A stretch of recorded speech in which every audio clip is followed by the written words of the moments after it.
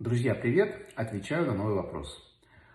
У меня уже месяц голос нету, 2 месяца кашляю. В больницу обратился, легкие чистые, не пойму. Главное, чтобы доктор понимал, что с вами и что с этим делать. То, что чистые легкие, это не значит, что все остальное тоже чистое и в порядке. Значит, голоса нет, это проблема гортаноглотки. Надо понимать, что с ней. Это картина ларингита острого, подострого или хронического. В чем точная причина? То ли воспаление гортаноглотки, то ли воспаление голосовых складок. Смыкание, не смыкание голосовых складок. Скорее всего, голосовые складки либо не смыкаются, либо не досмыкаются.